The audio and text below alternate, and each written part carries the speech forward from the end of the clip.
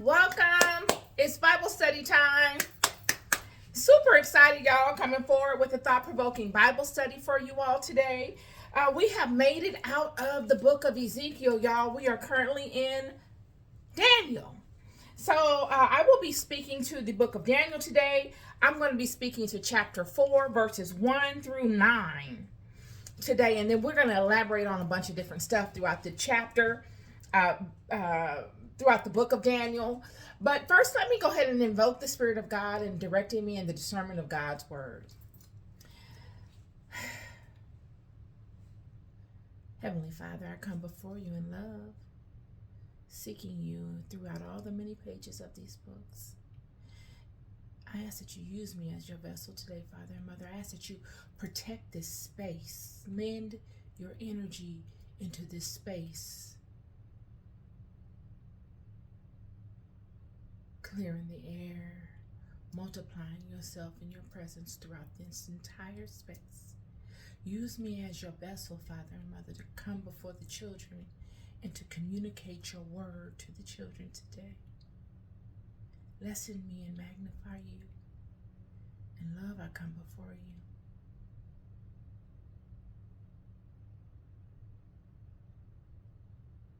In God's name I pray, amen.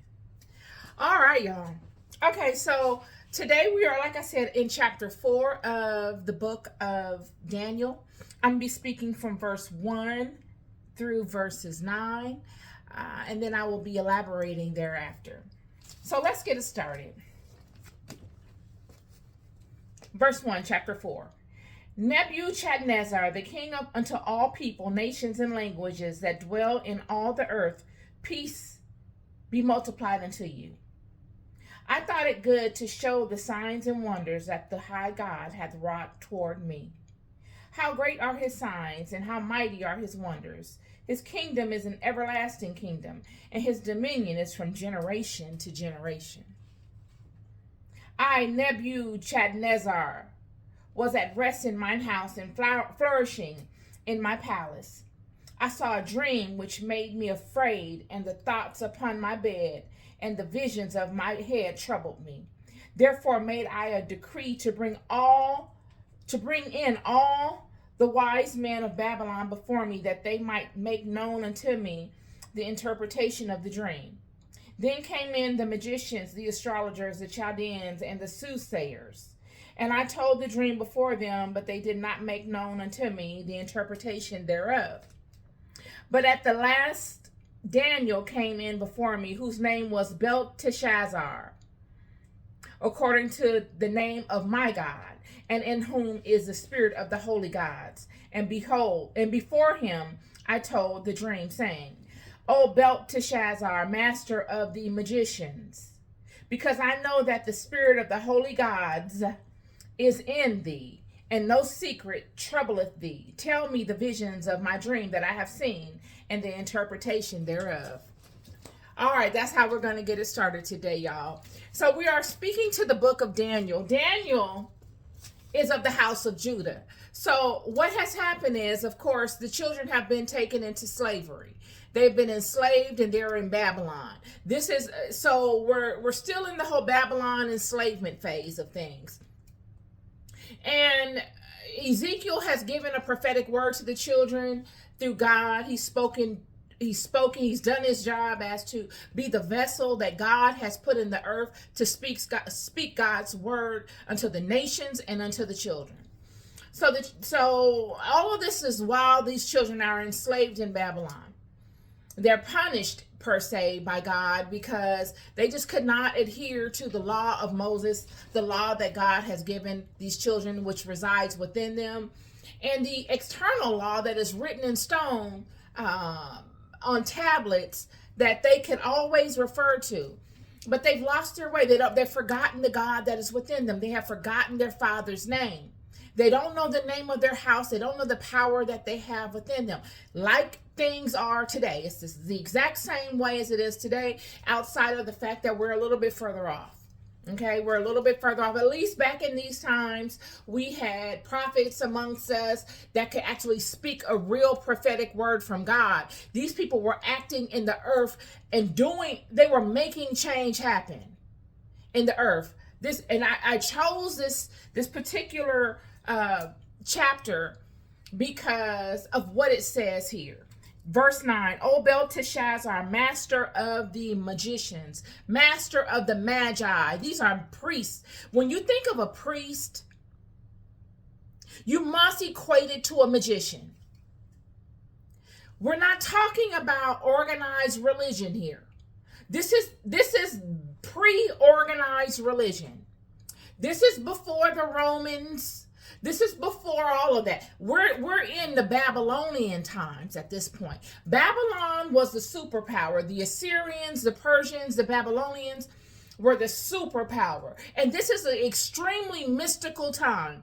All of our religions that we all use and that we all adhere to are actually deep mystical systems. Okay? And they just adapted themselves through the time. So the more the people changed, the more the religion changed so that the people could adjust and could still have some form of acknowledgement of God. This is before systems of cities in the form that before this particular matrix was created. This time is prior to this particular matrix that we're in right now. So we're looking at a whole nother world. This is after the flood, after the catastrophe. That was not the first flood. This thing has been destroyed more times than I care to count. But after the most recent natural catastrophe happened, which was the flood, which was a huge deal, flooded the entire planet, left only one particular bloodline. Okay? I need you to start thinking of actually something like this happening. You're here today and then tomorrow you're on a boat and everybody else is gone. Okay? This is that. These are deep spiritual systems. This book is a spiritual book.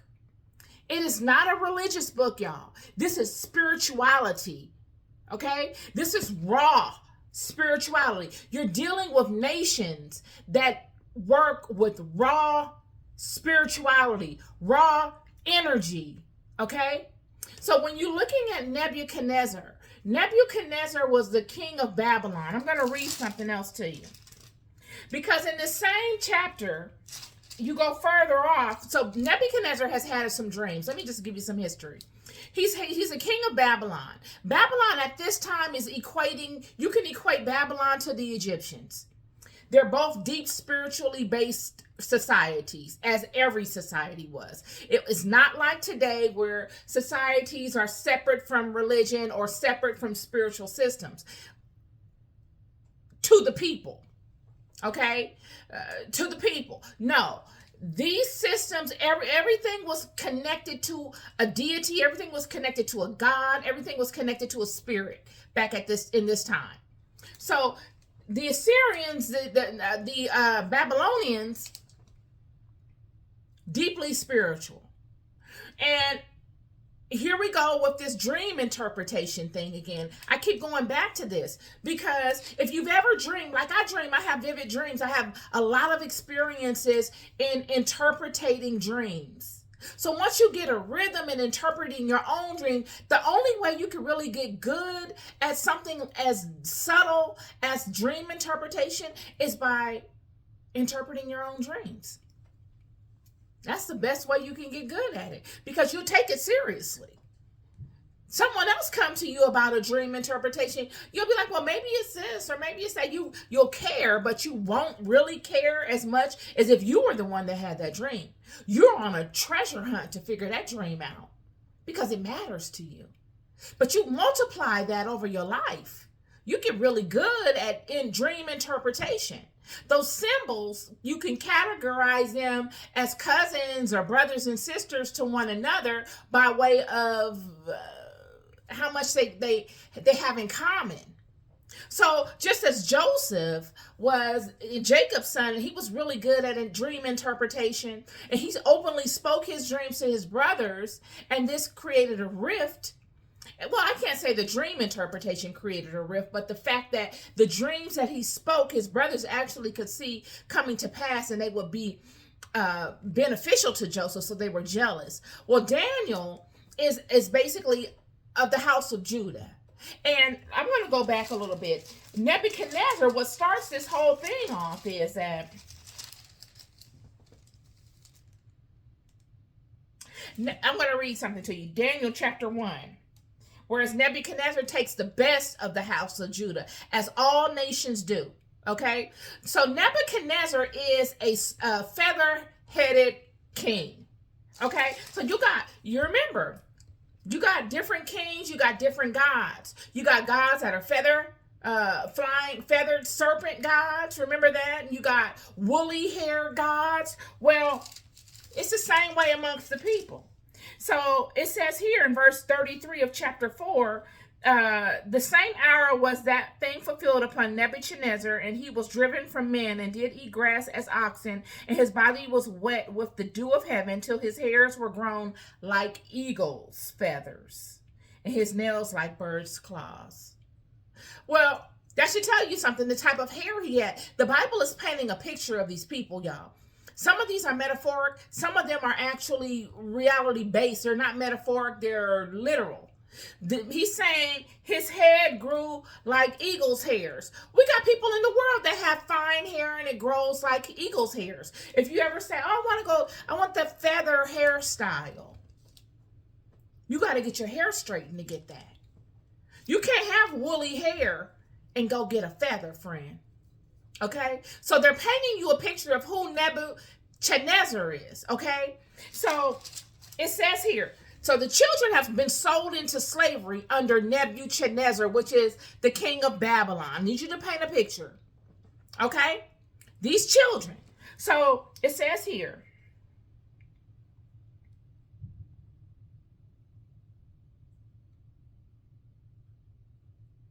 verse 3.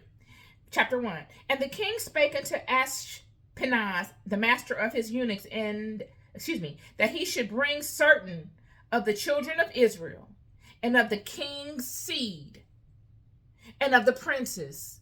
He's telling the eunuch, his servant, bring me the best of Israel. I don't care about all of the sheep. I want the best genetically and the best philosophically and intellect-wise. I need the cream of the crop.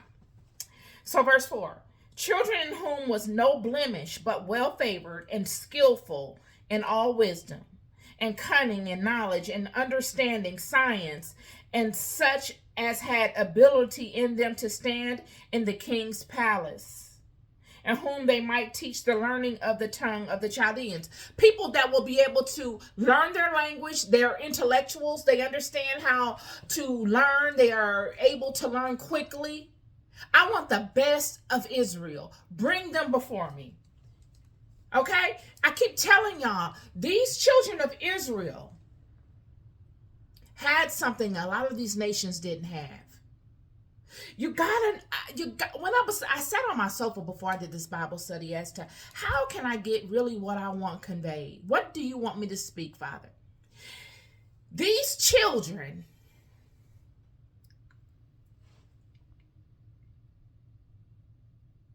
I just painted you a picture of who Nebuchadnezzar is.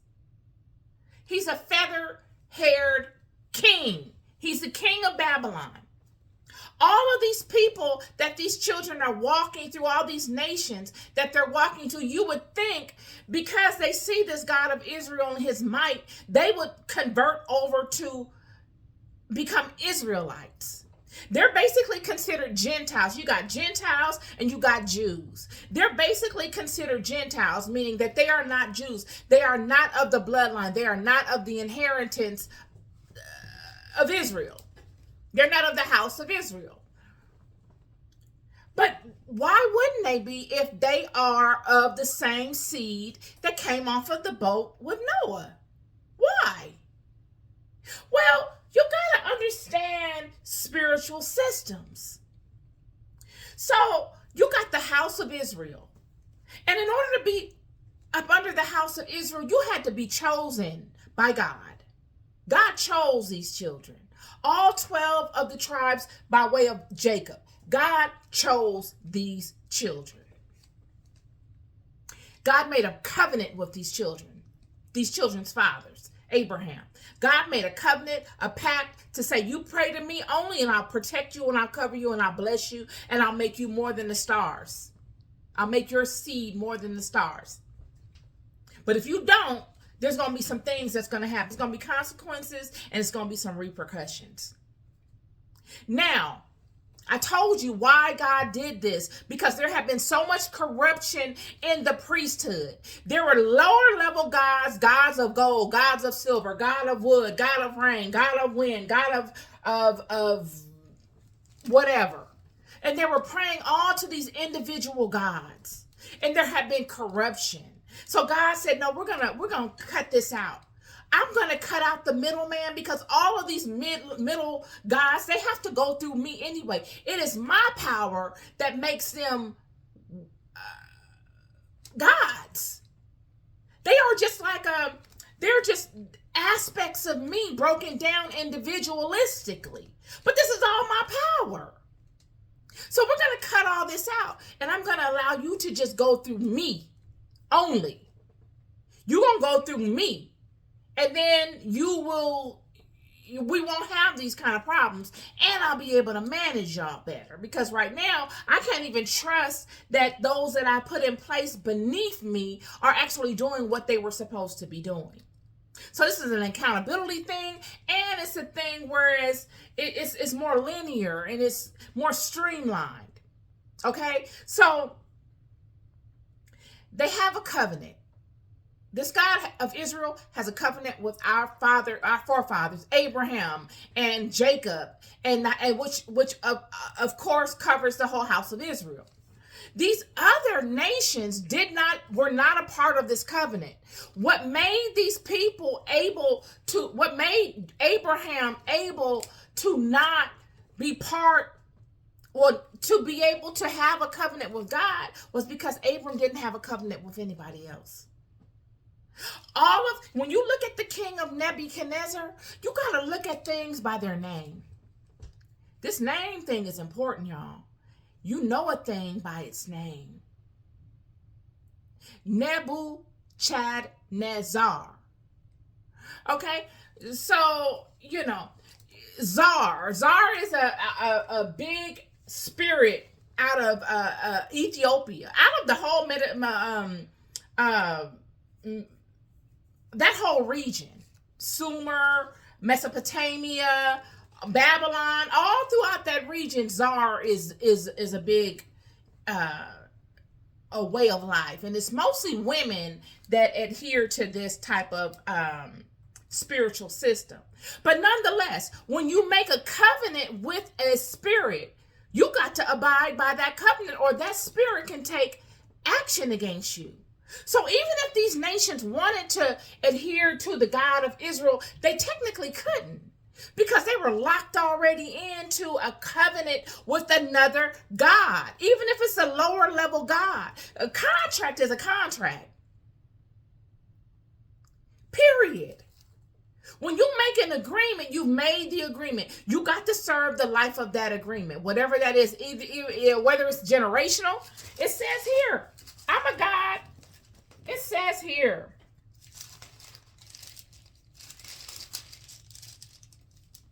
chapter 2. What did I just read? Where did I just read this, y'all? Where God is saying that He's a God that covers from generation to generation. That's how these covenants are. They are from generations to generations. So there are some covenants where the sins of the fathers befall the sons and the daughters. Just because one God doesn't do that don't mean all of them don't. It's stipulated in the covenant. So this is what we're seeing. Nonetheless, Daniel, it's three of them. It's Daniel,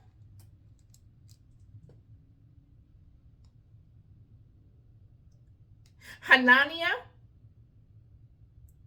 and Mishael. So these three were the three that were brought before the king, which were the top of uh, within the sciences, within spiritual systems of Judah. And as time passes on, Nebuchadnezzar is pompous. He's a king. As most kings, he becomes egotistical. It's all about him. You know, once you're at that level of success for so long and you can have as you wish and you're defeating nations and you're victorious over and over again, ego begins to inflate. And he creates this statue of himself, and he wants everybody to bow to it. Nonetheless, none of these three decide to bow to him. And he's brought in front of King Nebuchadnezzar by his people because they do not bow to this king. They don't bow to the statue of Nebuchadnezzar nor his God. They will not bow to it. And nonetheless, in verse 16 of chapter 3, it says, Shadrach, Meshach, and Abednego answered and said unto the king Nebuchadnezzar, we are not careful to answer thee in this manner. We don't care. We're not gonna think before we speak. We're gonna let the Spirit of God flow from us. We're gonna answer it however God decides us to answer, is what they're basically saying. If it be so, our God whom we serve is able to deliver us from the burning fiery furnace. So let me give you a history. I can't assume that you've heard this, but so because they didn't want to bow to the God of Nebuchadnezzar nor to his image, they said that they're going to put them in a furnace and they're going to heat it up 7 times hotter than, they're going to heat the furnace up and they're going to put them in this furnace and burn them alive. And so he's saying, if it be so, our God whom we serve is able to deliver us from the burning fiery furnace, and he will deliver us out of thine hand, O king. But if not, be it known unto thee, O king, that we will worship not, we will not serve thy gods, nor worship the golden image which thou hast set up. Then Nebuchadnezzar, full of fury in form of his visage, was changed against Shadrach, Meshach, and Abednego. Therefore he spoke and commanded that they should heat the furnace 7 times more than it was not. They should heat the furnace 7 times more than it was supposed to be heated, basically. And he commanded his mighty men to put them in the furnace with all of their clothes on, their hats, all this kind of stuff, just so that it could catch on fire quicker. Long story short, these men were not burnt in the furnace. Nobody got burnt except for Nebuchadnezzar's men. God himself was in the furnace, or angel of God came into the furnace with all 3 of them and protected them. They were not burnt. They were not harmed. Nothing befell them.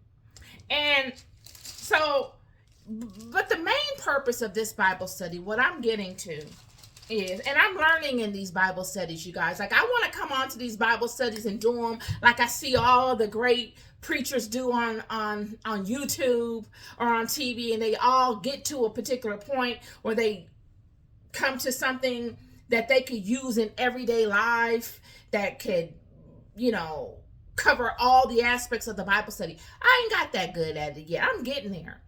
But really what I want you to get out of this, the main reason for this was, what we consider the work of God, the way we package it and present it to one another, it doesn't always fit within that, y'all. It doesn't fit into this clean, purified box with a cross on it all the time.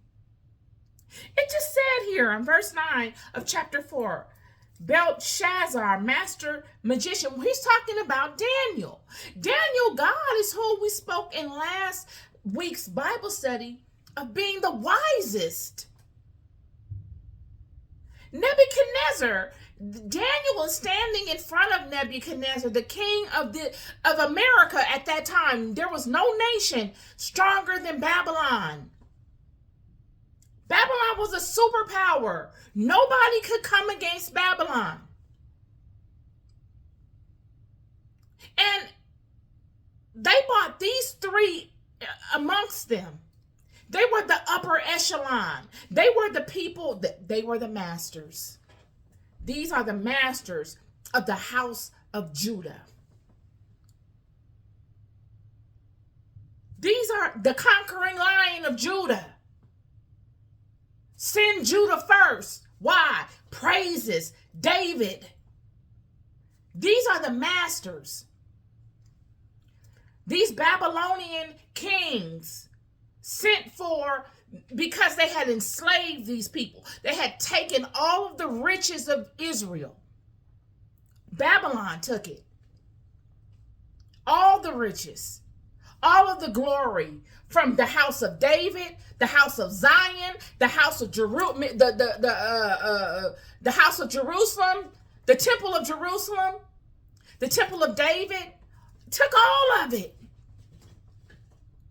stole it, came and inquired to Hezekiah. Remember, they inquired and said, "Oh, hey, how you doing?" And Hezekiah so happy that he wasn't dead because he had gotten sick, and God came and gave him 15 more years, and God told him what would befall him, and because he knew it wouldn't befall him in his lifetime, he felt like he didn't have nothing to lose. And here comes Babylon, and he shows them everything in the kingdom. He told Isaiah, I withheld nothing. And Isaiah told Hezekiah what would come. He said, they're going to come and they're going to take everything. And Hezekiah, what did he say? It was as if, okay, well, at least it's not in my lifetime. Hezekiah said, I'm tired. I done had enough. Let the next person deal with it. I ain't gonna always make the best decisions. I done had enough. That's basically what happened, in my opinion.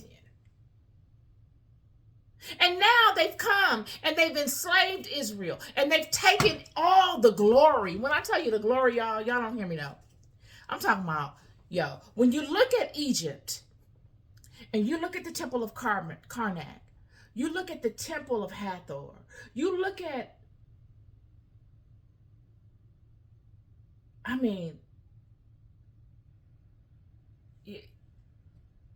all of that. Think of that type of regalia. All those statues, all of the gold, all of that.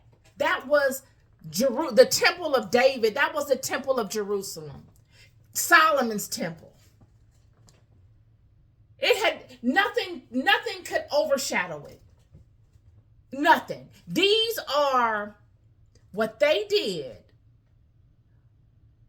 was status quo. They changed the level.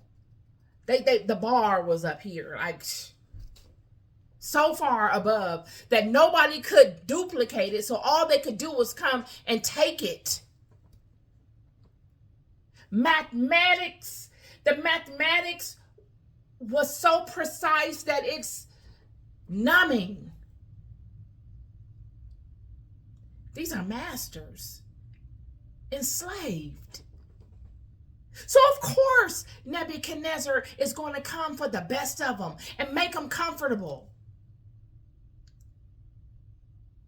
He has a dream, and he can't, just like the king of Pharaoh could not interpret his dream out of the whole country of Egypt. You mean to tell me nobody? And you're going to go and get this little man from a tribe of people that haven't even flourished yet? Jacob's son? Jacob's son, Joseph, the dreamer, the magician. See, when you can interpret a dream, and dream interpretation is symbolic to a magician because you are pulling from senses and from a fountain that is not physical. You're pulling from a place of spirit. You get granted information by spirit. It's a knowing. It's a alternate reality. I don't know how else to say it. It really is. that everybody cannot access. Daniel had the same gift of Joseph. He could interpret dreams. And Daniel comes upon him and says, out of all the soothsayers, out of all the charlatans, out of all the Chaldeans and the astrologers of your own country, you are the mightiest nation in the world. You conquer every territory and you take the best of people.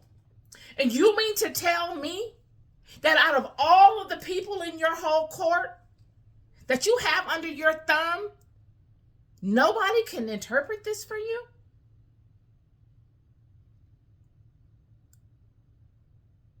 That should tell you about these children, y'all. I'm here to tell you what you're seeing of these children is only surface level to their power. This is not speaking deep into really what they're working with. It's not giving it to you. You got to align with it and meditate on it. And that's where its power is. Because when you begin to do that, it aligns back to you. This book is a powerful book. So,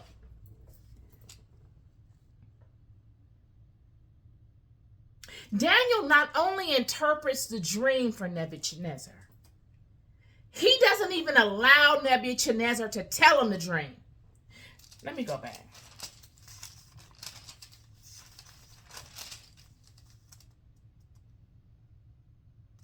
It says here, so the king was so upset that he couldn't find anybody in his whole kingdom to interpret this dream. He was so upset that he said, I'm gonna kill them all. All of them, the astrologers, the soothsayers, all of them, they're worthless. We might as well get rid of them. What good are they? In my time of need, they are not able to help me. So we're going, all of them, prophets, all of them gotta go. And everybody's frantic. They're afraid. This is the king of the mightiest nation in the world. They know he's going to do it. He's wise enough to put a scenario together where they can't fool him like Ahab. See, you got people, Nebuchadnezzar was not a fool. He was not a foolish king. See, with Ahab, when he was dealing with Michael or whatever his name was, he had an idea that he was telling him the truth. But Ahab, will and ego, wanted to have his way, so he didn't take heed to it. And then there were many amongst Israel that were just outright lying to folks, telling them anything they wanted to hear because they knew that they were egotistical. They knew that they wanted their way. And most importantly, they wanted to come up off of these people. They were like donkeys. They were just riding them until they got to their destination. And then they, hop off and go their own way. They were using the kings. And the kings being so full of themselves and so pompous, even if they saw it, they did nothing about it. They weakened themselves. They were weak. They weren't kings. They were just people in powerful positions that were weak, that could be beguiled. You could fool them, run game on them. But Nebuchadnezzar, you wasn't able to do that with him, because Nebuchadnezzar came and said, I need somebody to tell me what my dream was. He understood the power of spirit. He knew what could be done and what couldn't. If you could tell me what I dreamed and then interpret it for me, you're going to be okay. And that's exactly what Daniel did. I'm going to read it to you. Chapter 2.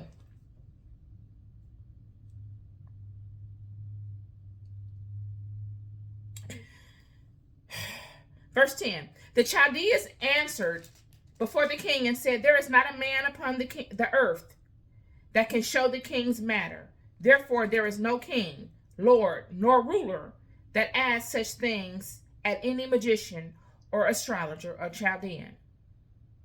And it is a rare thing that the king requireth. and there is none other that can show it before the king except the gods whose dwelling is not with flesh.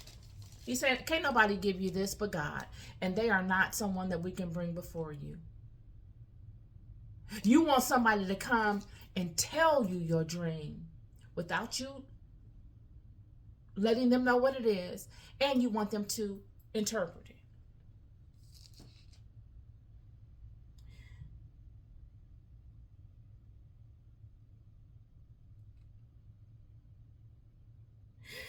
Skipping to 14. Then Daniel answered with counsel and wisdom to Arioch, the captain of the king's guard, which was gone forth to slay the wise men of Babylon.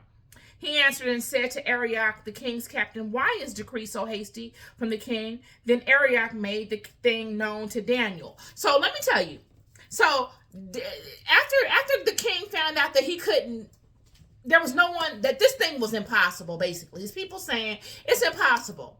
The king knows what he has. This is the king of the strongest, mightiest nation in the world. He has friends and he has enemies, most of which he is in control of. He's in control of people that he has enslaved, that he has now has appeased to work for him. They're enslaved. They've been taken out of their normal region, and they're now bound in Babylon, but they're living well because they have gifts. And the king is giving them lodging and feeding them good so that he could use their gifts. So he knows, he says, look, I need somebody to find someone that is within our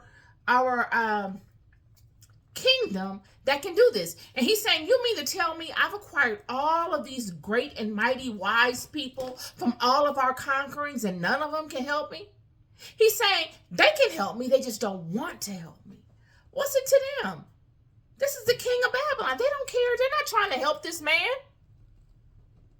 They're not going to say, oh, I can help you. They're not going to do that. So he says, kill them all. Now he gets their attention. So here's Daniel. Now Daniel comes up and he says, you know, why is the king in such a rush?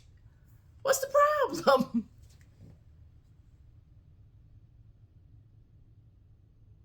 Then Daniel went in and desired of the king that he would give him time and that he would show the king the interpretation. He said, give me a little time. You want this thing tomorrow? I can't guarantee you I'm going to do it tomorrow, because what you're asking takes time for me to be revealed to me. I can't rush this, and I can't have it revealed to me under certain pressures. You ever had a word from God come upon you?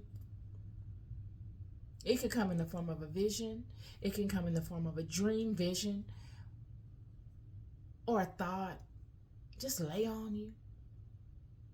When those things come, they don't come because you desire them. You're not conjuring that, and then you're like micromanaging it every hour or every day as to, did it come? Did I get a sign? No. Those are things that you pray about and you meditate on with ease. And then you go about life. You go about life. You don't micromanage, and you don't constantly hold it in your mind's eye, because that's a surefire way for it not to come. It will take its time, or the enemy will come upon you and plant an idea thinking it's that, because the enemy know you need it so much, and now you're battling your own self. You just allow. And that's what Daniel is saying. He said, then Daniel went in and desired of the king that he would give him time and that he would show the king the interpretation. Then Daniel went to his house and made the thing known to Hananiah, Mishael, and Azariah, his companions. See, this is what I said in my thing on my Facebook page, y'all. I can tell people that know stuff by what they say. People will give you all the advice in the world and don't know what the heck they talking about. You can only go so far by yourself. I don't care who you are. When you look back in this book at all the great ones, the ones that came in and out of things that many of us couldn't even imagine.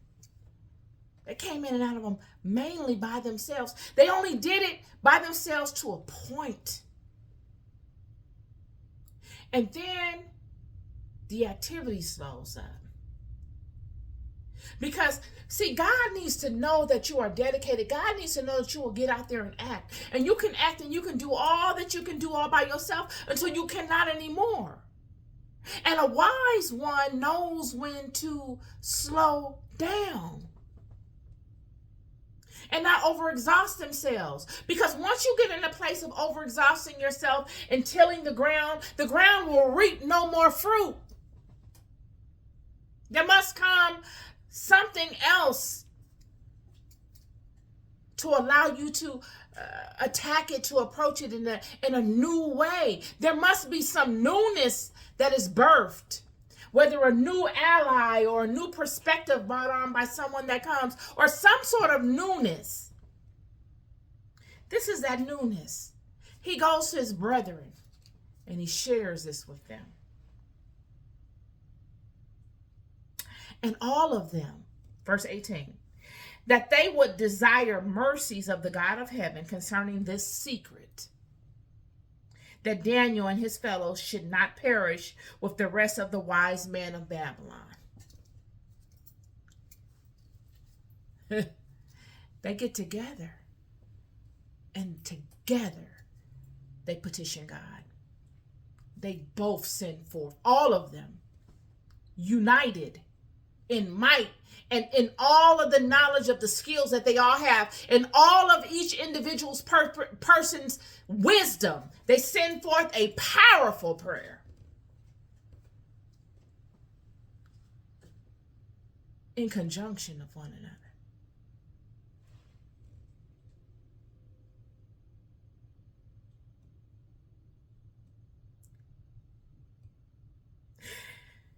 Then was the secret revealed unto Daniel in a night vision. Then Daniel blessed the God of heaven.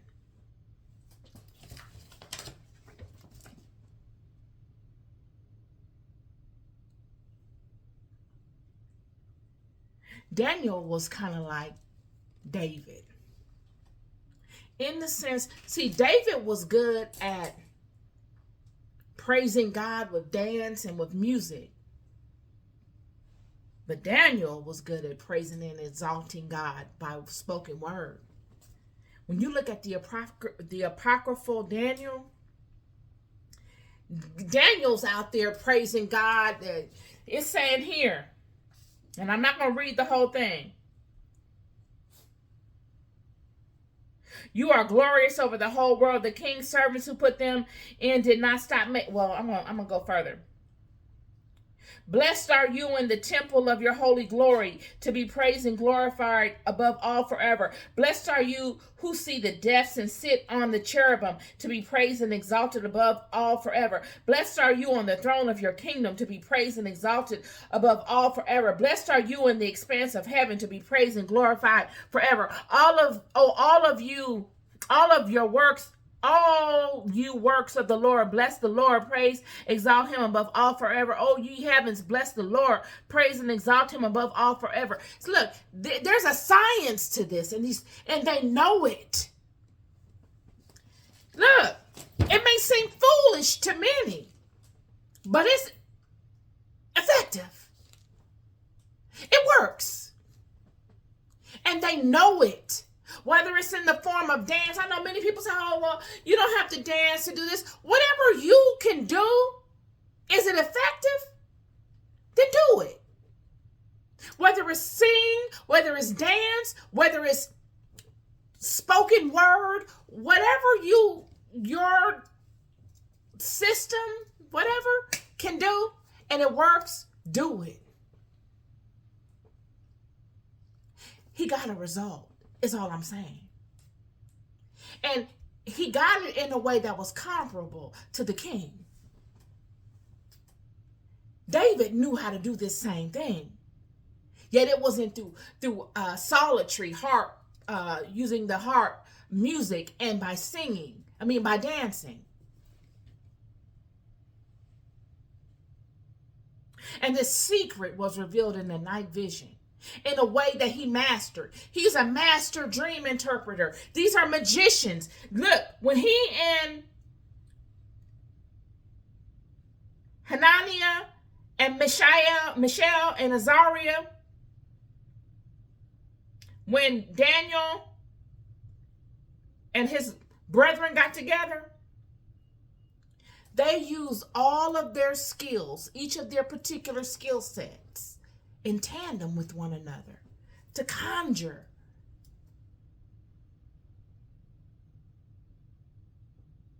God, petition God to get it through the realms, to get it through to the angels or whomever can get this word to God effectively. And their request was granted.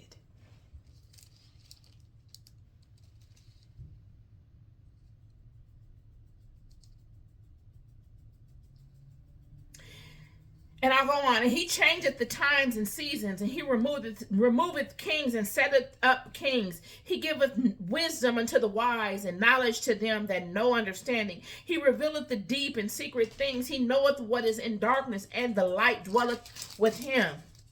I thank thee and praise thee, O thou God of my fathers, who hast given me wisdom and might, and hast made known unto me now what we desired of thee. For thou hast now made known unto us the king's manner.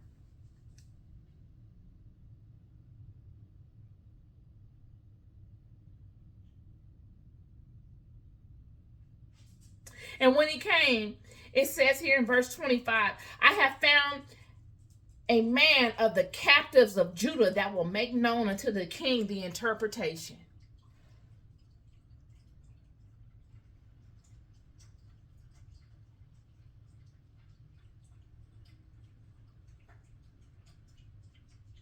And he told him exactly what he dreamed. And he told him what would come of that dream. And he was exalted. And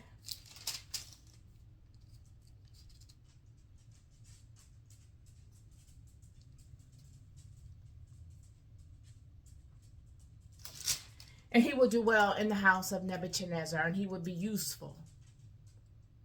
Somebody say useful.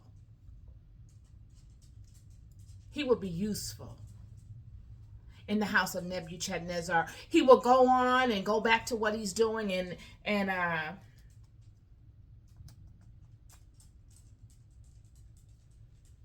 he was saying to him, though, in verse 30, these three, you got to watch the three, y'all. He was saying, verse 30, because after he reveals the secret to Nebuchadnezzar and then gives him the interpretation of the secret, Nebuchadnezzar is astonished. Because what Daniel did actually is astonishing. See, when God is working through you, friend, when he came to Nebuchadnezzar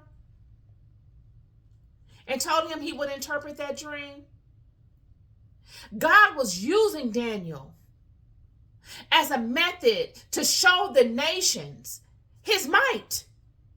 This is the reason for our creation. We are avatars in the earth of something greater. I know many of us want to say we're gods. I keep going back to this because I'm not going to quit. We all say that we're gods and we're this and that. We have the God aspect in us. But baby, we have not aspired to a level of godliness. We've fallen very low. Daniel is at that level of being useful because he has honed in on his craft. A lot of us, we judge and condemn one another for being useful. We say you're going to go to hell because you're trying to be useful. because you don't understand what actually is of you. If someone were to say, without using this book, without using the verse that I started with as an example, if someone were to say that such and such is a magician and they work magic and they interpret dreams and that God speaks to them and you can go to them to get your dream interpreted, y'all will curse them people. You will say that they're demonic, that they worship demons, they're gonna go to hell. I mean, it's all like the regular stuff you hear people say. You'll get up and you will belittle those people, condemn them, speak words over them that are completely not true based on your linear perspective. Yet I just showed you in this book where it says right here in the book of Daniel, Daniel was one of the wisest, as God said. I just said that last week in my Bible study. I read it right from this book. This is just your King James version of the Bible.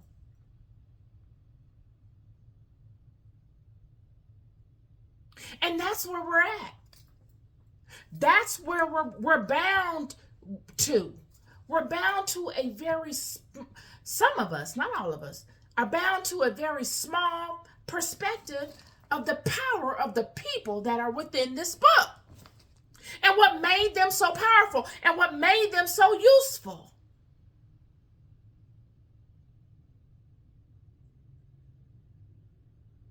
Don't you know when Elijah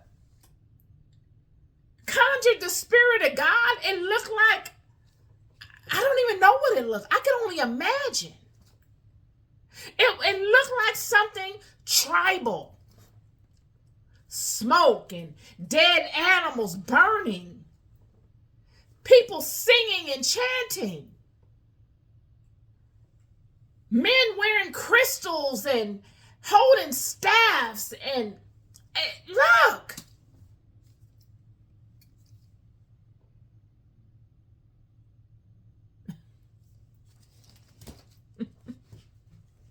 This is the power. This is the power. It is not.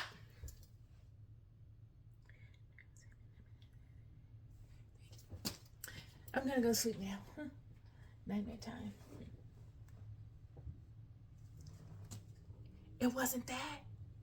These folks would be up all night till the sun came out, till that crack of dawn.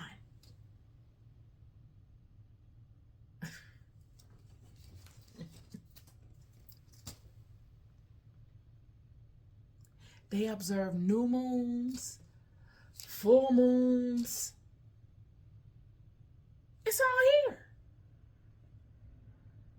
All here.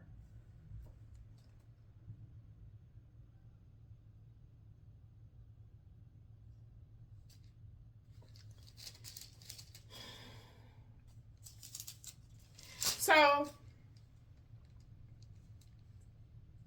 Daniel will go on and be very useful to the king, and the king after Nebuchadnezzar. He will be useful because he was an expert. He was an expert at communicating with God. He was an expert at using things of the earth to both communicate with God and to make change in the world. Like Joseph was. Like when you see the baker and the butler coming to Joseph and Joseph interpreting the dream. I've always thought this.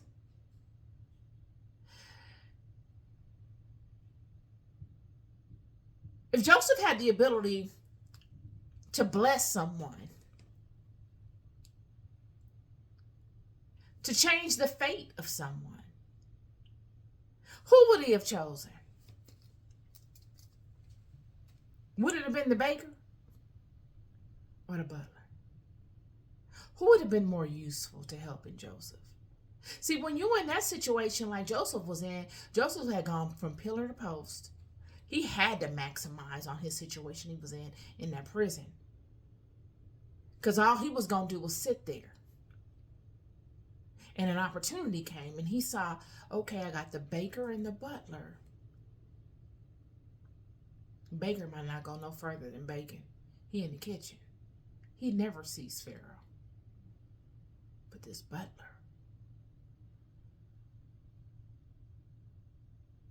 So Joseph's dream interpretation, did he really interpret the truth? Or did he give this man hope and then go back and use his skill?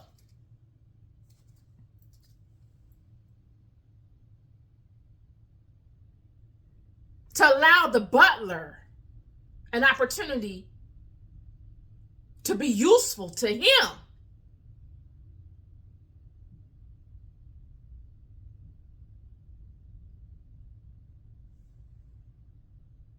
The baker was in jail anyway. He was facing the same fate regardless. It was what it was. These are things, and I thought this all along. All along. And they're just the hypotheticals. Because regardless, Joseph got out of that situation and he maximized. You talk about maximization. Joseph maximized on his opportunity he had in front of Pharaoh. Maximized.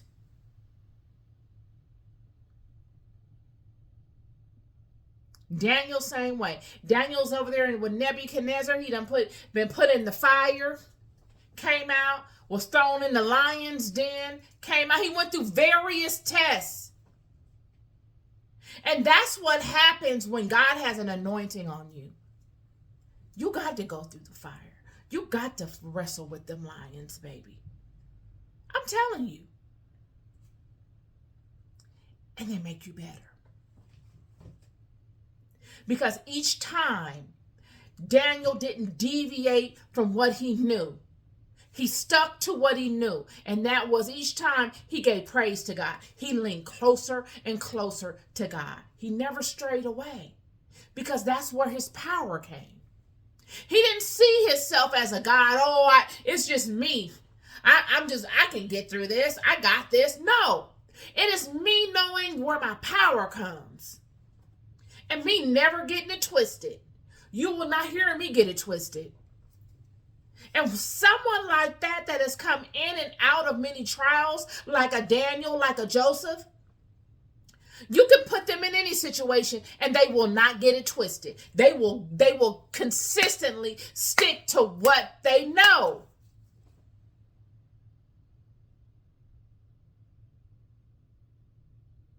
You get so far that there's no other way.